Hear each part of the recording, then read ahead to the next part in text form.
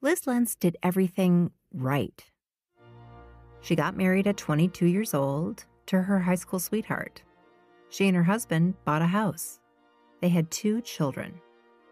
But 12 years into her domestic bliss, Liz was miserable. She found herself fighting tooth and nail to save a marriage that wasn't working. I was doing a lingerie of the month club. We were going to therapy like once a week. We were doing a puzzle together every night that the therapist had recommended that we do. And at some point, I realized that I couldn't have this be the rest of my life. Liz didn't want to give up on her life as a wife and mother. Having been raised in a conservative Baptist family in Texas, she grew up thinking that marriage was forever and that divorce was something to be avoided at all costs. And even when I got married and kind of had left that really conservative religion behind, I believed that divorce was quitting. I believed that divorce was the easy way out. You know, I spent many years working for a love and relationships website, and so much of the relationship literature that I was inundated with was all about how to prevent divorce. But after years of trying to fix her marriage, Liz had an epiphany. She could either be happy or she could stay married. The two had become mutually exclusive. So, she filed for divorce. She moved out of the house she'd bought with her husband, got a place of her own. And I remember very distinctly a couple weeks after I moved out, I was like assembling, cheap IKEA furniture at like 2 a.m., listening to a murder podcast. And I was like waiting to feel awful and sad. And really, I just felt happy. Liz wrote about her divorce experience in her memoir, This American Ex-Wife. She's one of many women who've been trying to flip the script. Through memoirs, television series, and even divorce parties, they're challenging a long-standing narrative that divorce means failure, that single motherhood is a terrible fate, that marriage is the only path for women to find joy and meaning in their lives. Instead, Liz and others are saying, no, we can leave marriages that don't fulfill us. Divorce doesn't mean failure. It means freedom. Of course, whenever there's a conspicuous movement of women asserting their independence in this country, we know the right-wing backlash is inevitable. Actually, it's already happening.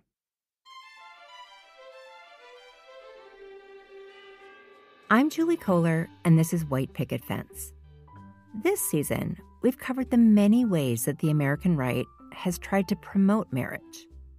But there's a big obstacle standing in the way of this project: divorce. Specifically, no-fault divorce. These are the laws that allow couples to petition for a divorce without proving that one of the parties has wronged the other. The exact language varies state to state, but it generally means that couples can seek a divorce on the grounds that they have irreconcilable differences, that their marriages have broken down and can't be repaired. And, no surprise, a lot of conservatives want to make divorce much harder than that. I started looking into it, and I saw that on the official Texas Republican platform, it also says that they want to roll back no-fault divorce. That's Katie Hershenroeder, a reporter at Mother Jones. She's been following this anti-no-fault divorce movement that's been gaining traction for more than a decade and tracking the conservative lawmakers who've taken a public stance against no-fault divorce. Senator Josh Hawley in 2012 also said that conservatives should, quote, reconsider the wisdom of no-fault divorce. In 2016, a Texas lawmaker named Matt Krause also proposed a bill that would have required couples to cite a specific reason for why they wanted to get divorced. He took to Twitter and said that, divorce is not a right established in our laws, established in our Constitution. This isn't a new stance for conservatives. They've waged a war against no-fault divorce for decades.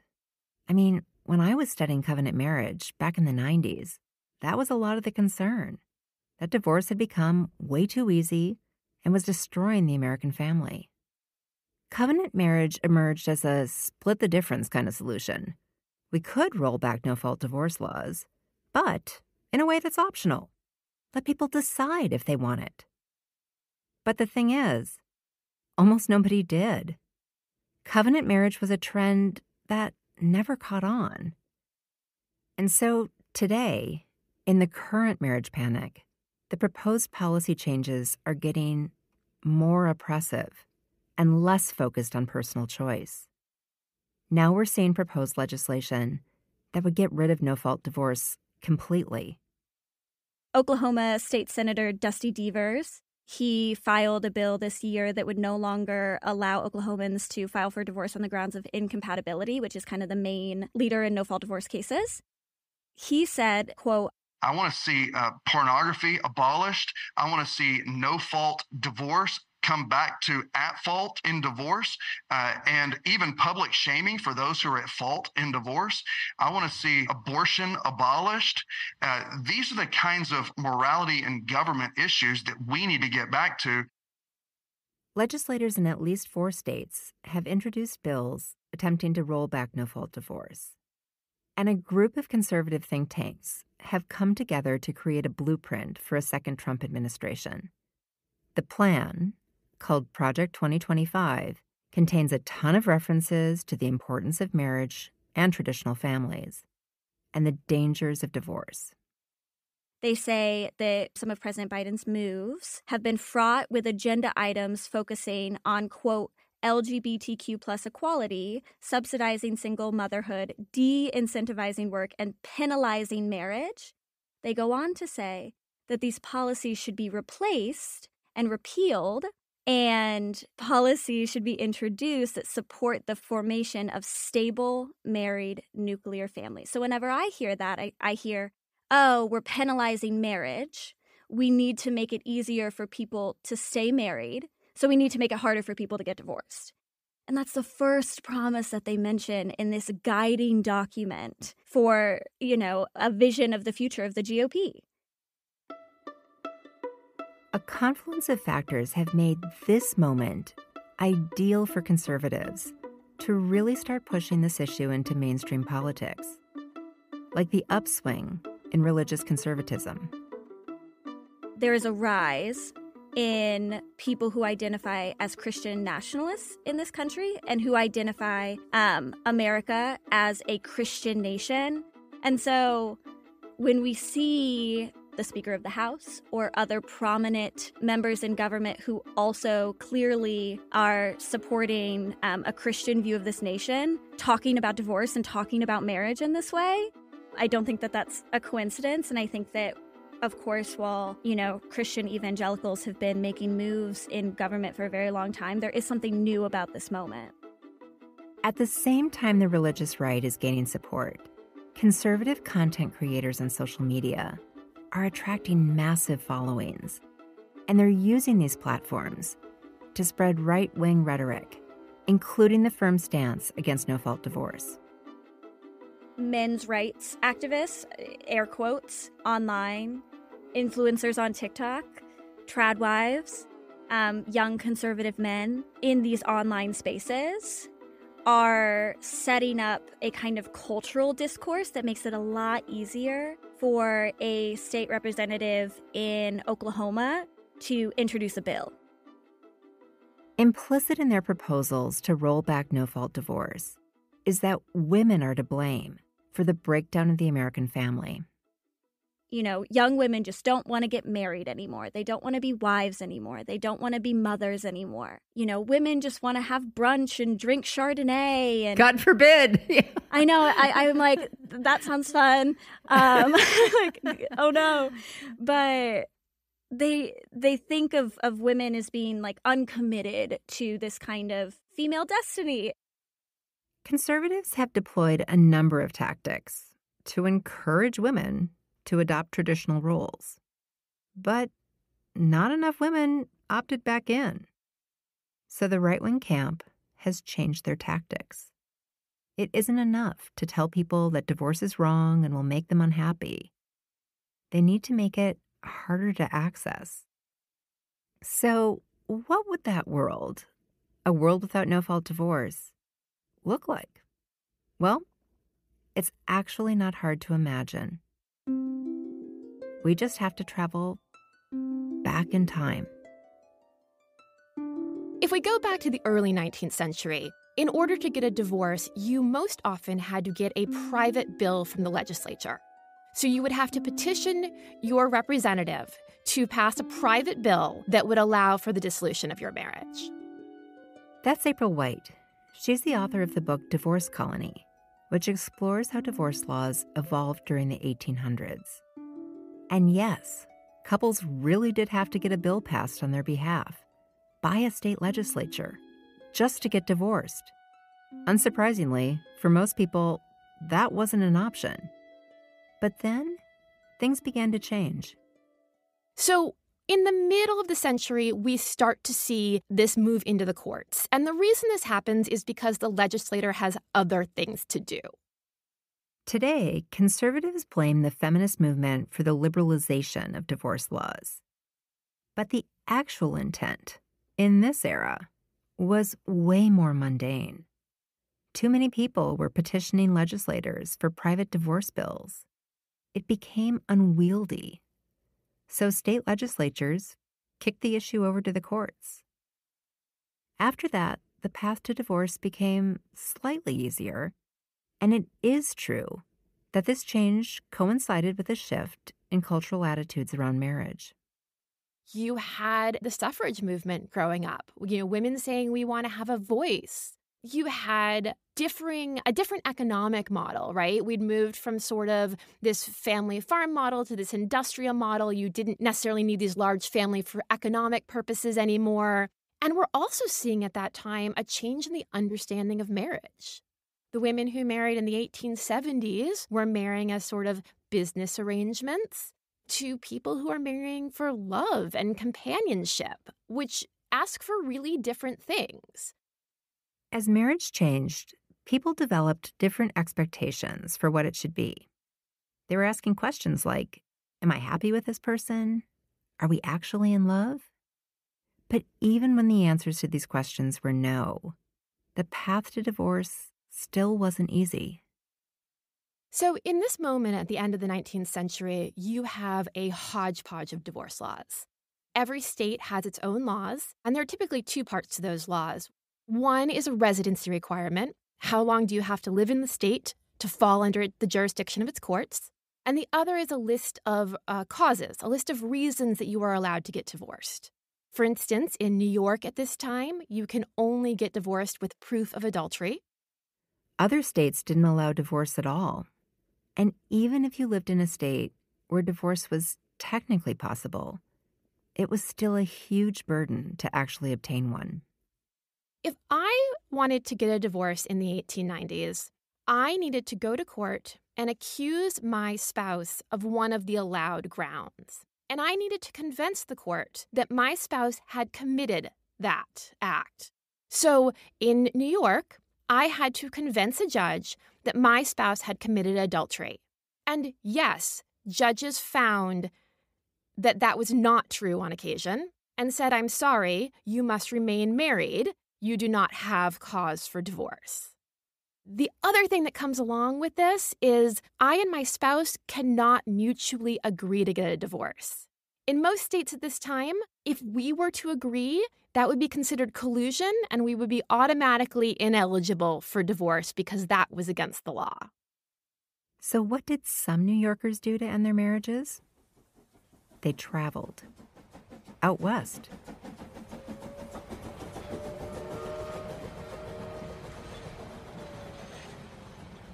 We're standing at the train depot in Sioux Falls, South Dakota. It's the tail end of the 19th century, the Gilded Age, a period of rapid economic growth and industrialization. The Transcontinental Railroad has just been introduced. A trip from coast to coast now takes 6 days instead of 6 months. America is still expanding west. South Dakota has only recently gained statehood. A quarter-mile away from the train station stands the stately Cataract Hotel.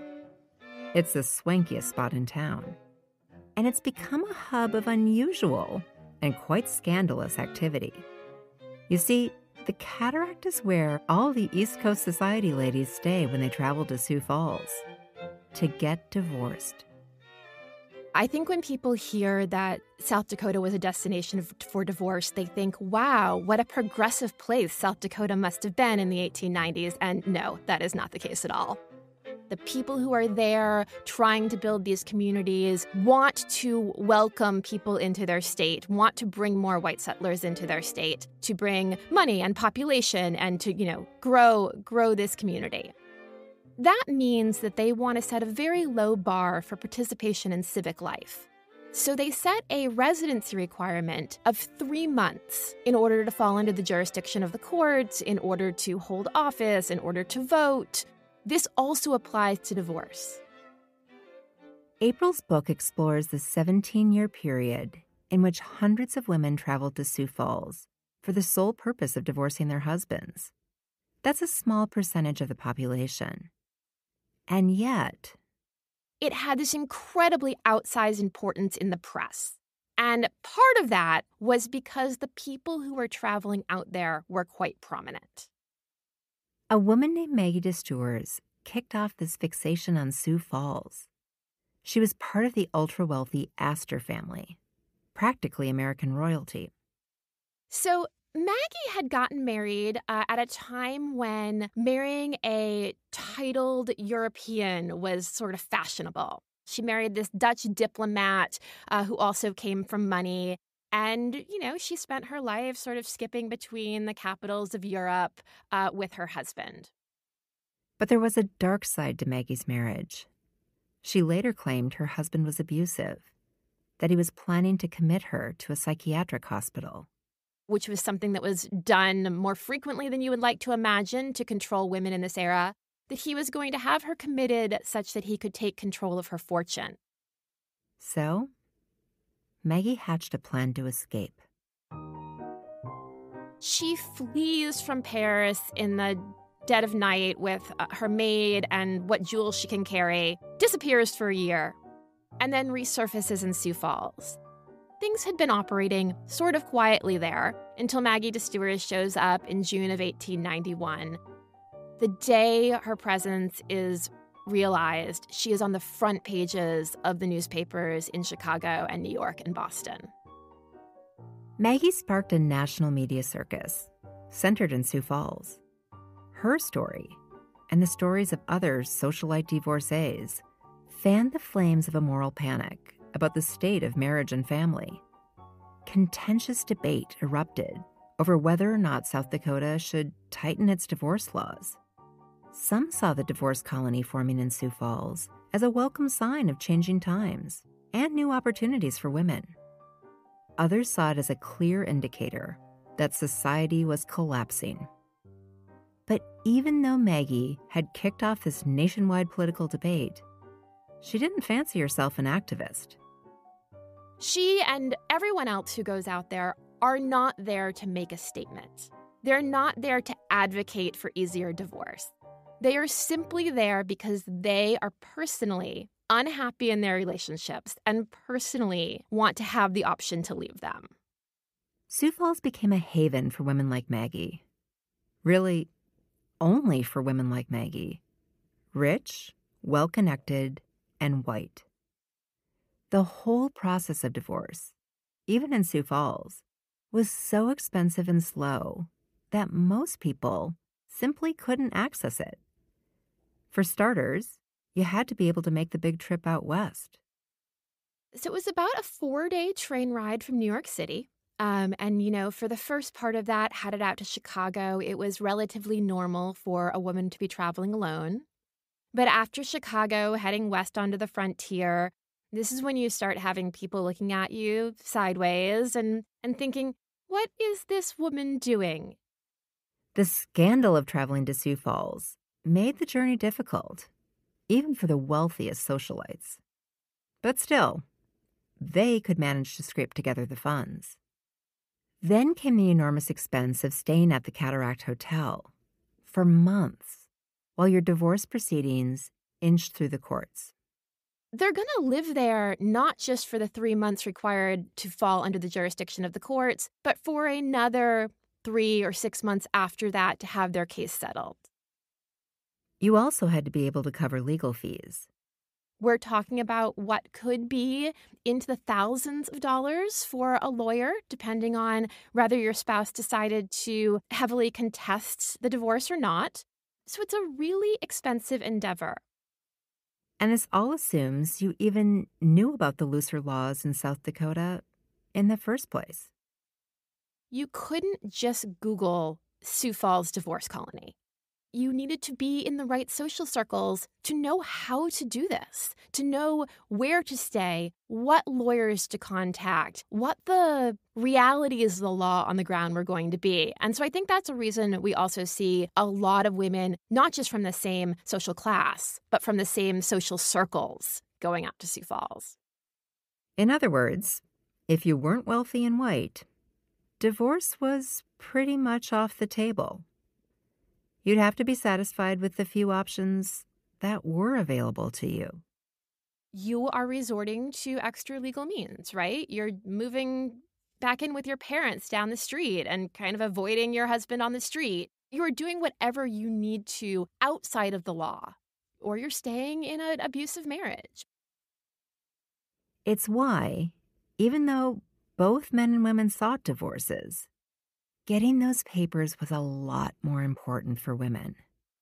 A man in the 1890s can just walk away from his marriage. He doesn't need that piece of paper. He doesn't have to worry about the legitimacy of his children. He can claim them or not claim them in a way a woman can't. And because his economic prospects and his social prospects and his political prospects are not tied up in being married, he doesn't actually need a legal divorce because he doesn't need to remarry. Women, on the other hand, are seeking a divorce because they need that piece of paper. In the 1890s, marriage is going to be the single biggest social, economic, and political choice a woman gets to make in her entire life. So if I want to walk away from that marriage, I'm probably going to choose to remarry. And I can't do that without a piece of paper. Over the next half-century, attitudes towards divorce continued to relax, but the law lagged behind. Couples seeking a divorce still needed to prove that one of them had committed a transgression so severe that it warranted the dissolution of their marriage. Couples who mutually agreed that their marriage wasn't working often just lied in court. They'd claim that one partner, usually the husband, had been unfaithful. People even hired actors and staged photos of fictional adulterous rendezvous. And it was in this context that in 1969, California Governor Ronald Reagan signed the country's first ever no-fault divorce bill into law. Other states soon followed suit. Now, if a marriage wasn't working, a partner could just end it. So many people did. Over the next 2 decades, America's divorce rate more than doubled.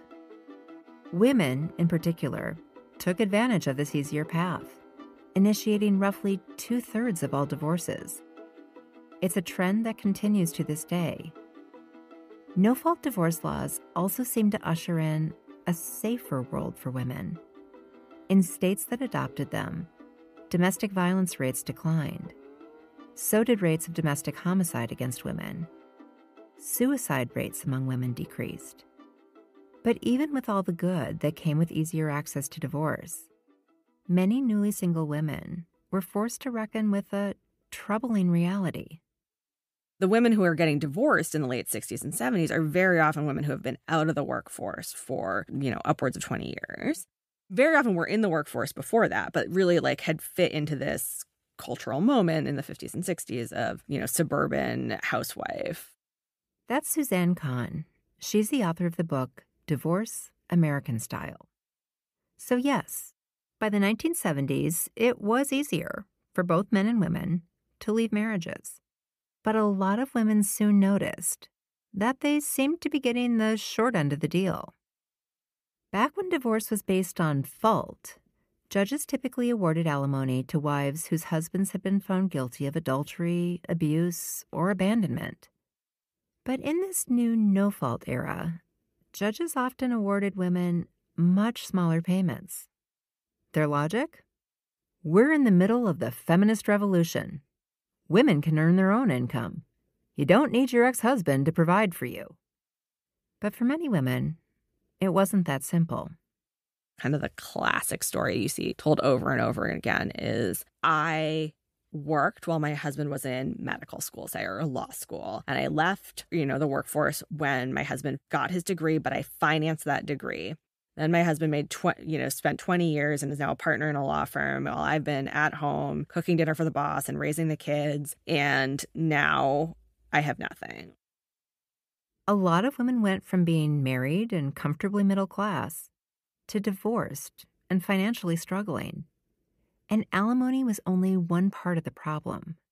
Also that other benefits, and economic resources are they're getting them through their husbands, and there's no way for them to get them now. So that includes credit, but also health insurance, Social Security, retirement pensions, all sort of things that they had expected to have rights to that were really set up to flow to women through their husbands.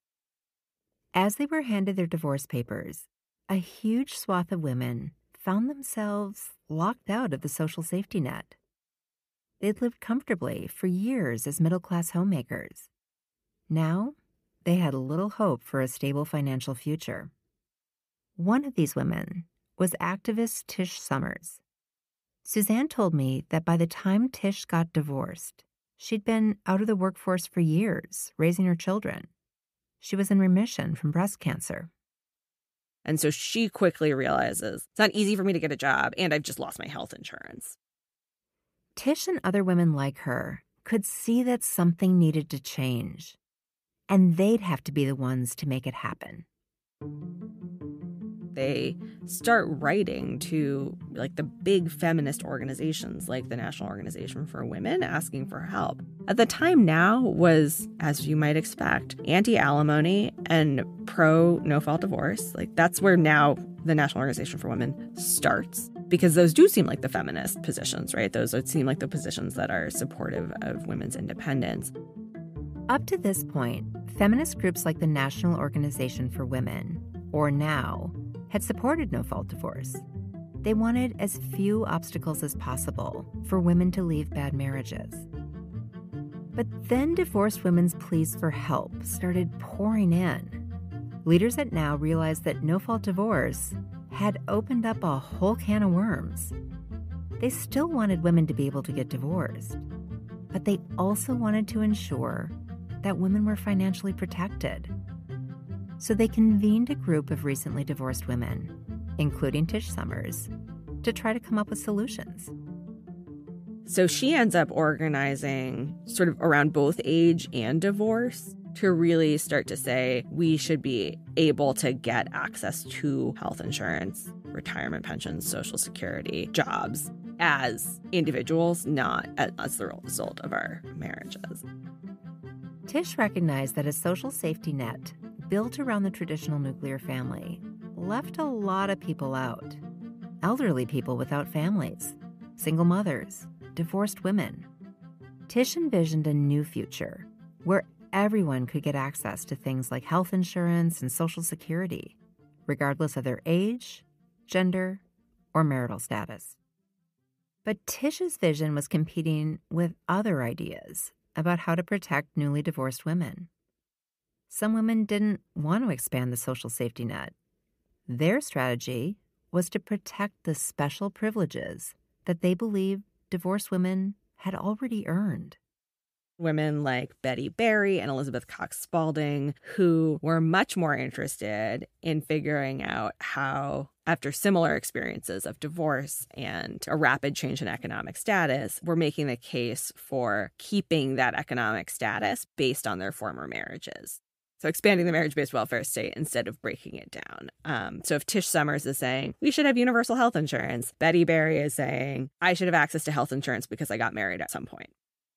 They were at a policy crossroads: expand the social safety net for all, or just maintain benefits for divorced women.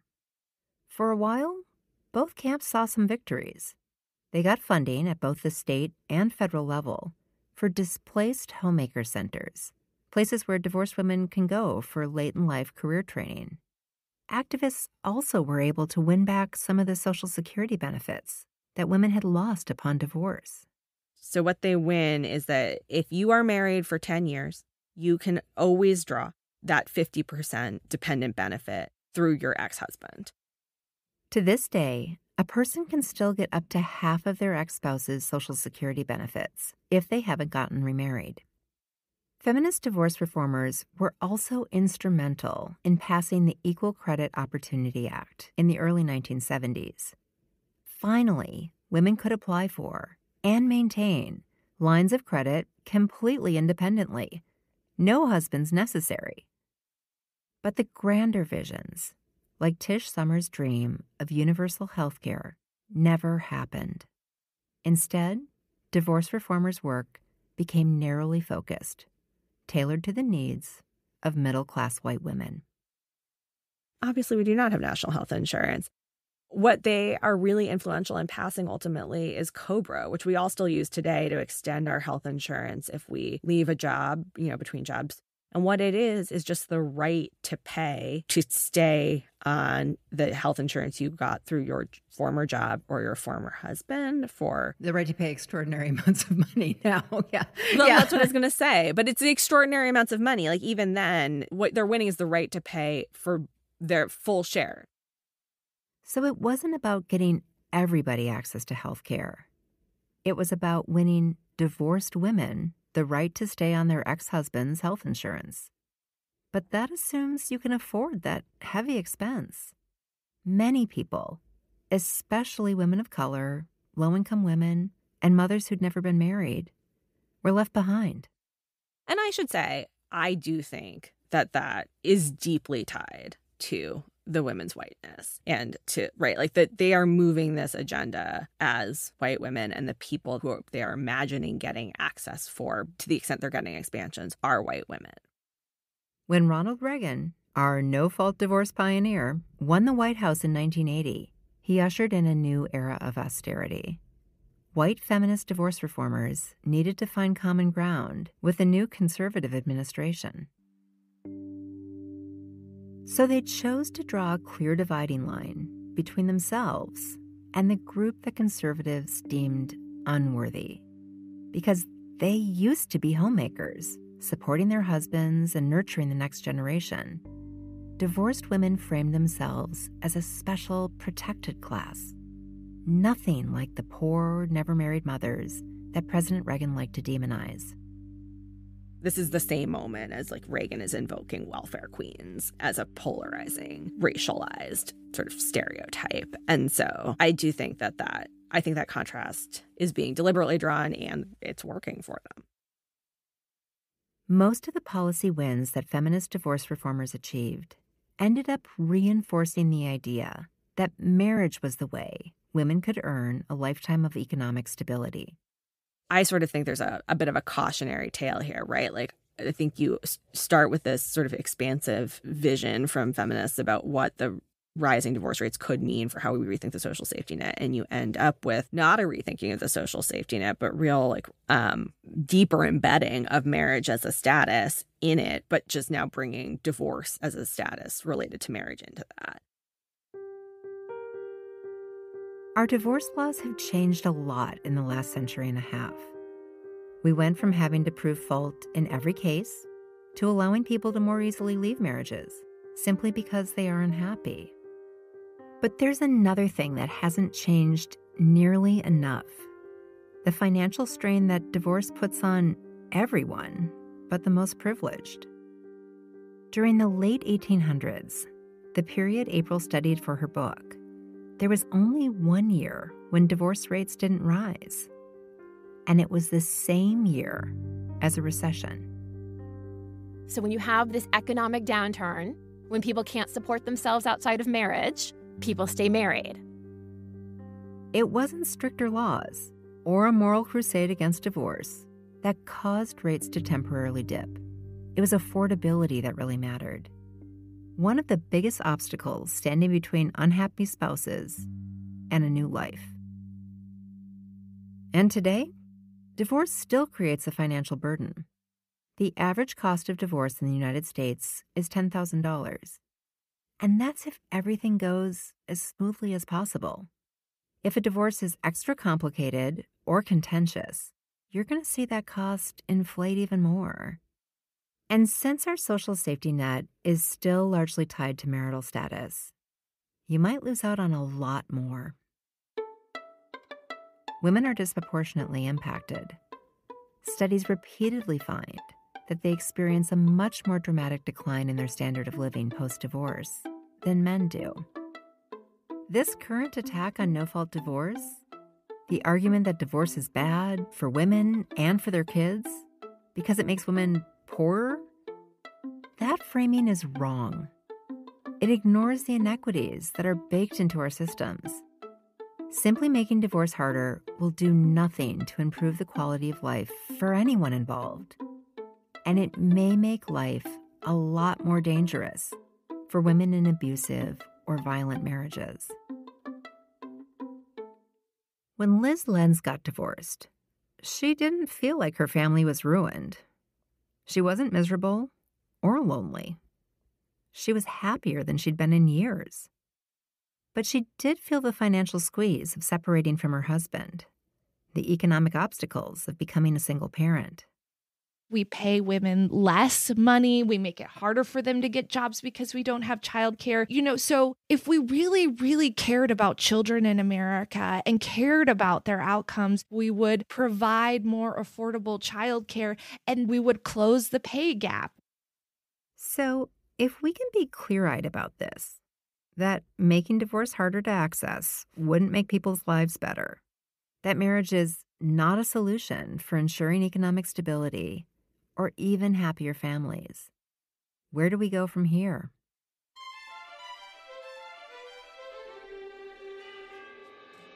How different would our country be if we didn't build a society around marriage, if we didn't moralize family structures, if divorce was easy to do and financially accessible for everyone?